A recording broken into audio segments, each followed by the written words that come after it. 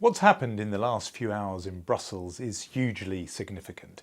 People have often talked about a United States of Europe, and while that hasn't been created, you've seen 17 countries at least, but it's maybe 26, in other words all but one, of the countries of Europe taking a step closer towards a fiscal union. Now, it isn't completely that, where the taxes and the budgets are all decided centrally, just as the way the United States, its budget is set in Washington, the United States of Europe having its budget set in Brussels. It's not quite like that yet, but it's taken a big step towards that. What they've agreed is that from now on, the countries that are part of the euro, the single currency for Europe, that they won't get to decide their budgets, how much they tax and how much they spend separately and independently of each other.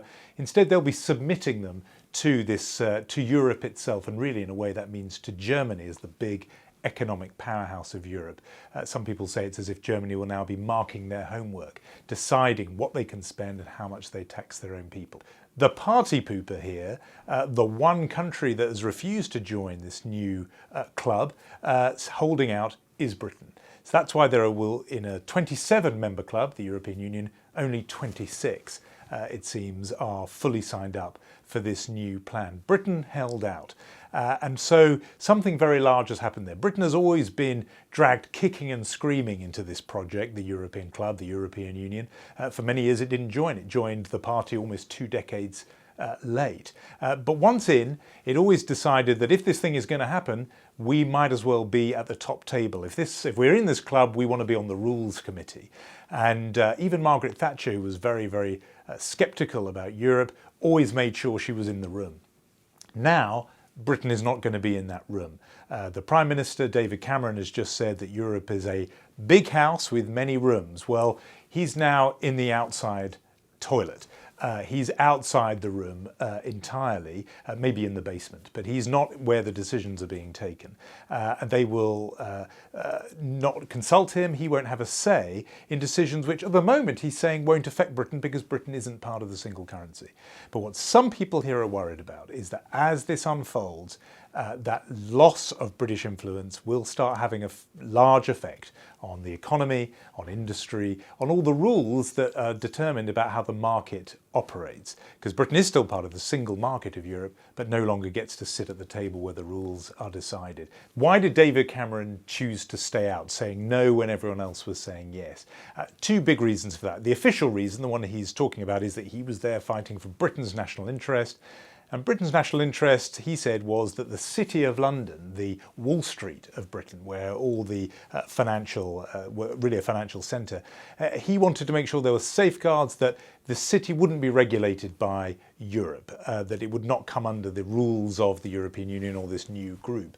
And he said that he just wasn't getting those safeguards. The French President, Nicolas Sarkozy, refused to let there be special rules for Britain. He wants everyone governed by the same rules. That's the official reason. The other reason, I think, probably, which was looming larger in his mind, was that if he had agreed to a treaty, a new treaty for Europe, and signed it, then he had already promised that if there was any new treaty, he would bring it back to the Parliament here in London, and British MPs would get to vote on that, and then it would be taken to probably a referendum where the public, the British people, would get to decide whether or not we want to approve this treaty.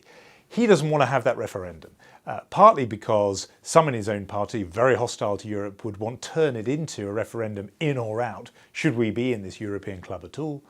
And secondly, he's in a coalition. He doesn't rule alone. He heads a government which is made up of his party, the Conservatives, and the Liberal Democrats, a party that is famously pro-European. And a referendum on a European treaty risked splitting up that coalition. There's no doubt that Angela Merkel in particular, the German leader, would have liked to have come out of this with a nicely signed new shiny treaty. I'm not sure they all felt that way though, because Nicolas Sarkozy, I think, and this has long been part of French foreign policy, doesn't mind there being less British influence, so that the Franco-German alliance really drives things in Europe. And Britain on the outside, I think, suits him quite well. Also, for a lot of those other countries, a treaty is a headache for them too, because it would also mean ratification, referenda of their public opinion, and Europe is not very popular. So it may not look as much of a setback, Cameron's veto, as they may be presenting. For Cameron himself, it will be a huge success that he will claim, and he will come back to Britain, to what's been promised, a meeting of his members of parliament. They've said they will give him, quote, a hero's welcome when he comes back. They didn't want him capitulating, surrendering to Europe, and he can say he held firm. I think he'll regard that as a victory, and there'll be some in Europe who actually will be quite pleased that he did what he did and that he said no.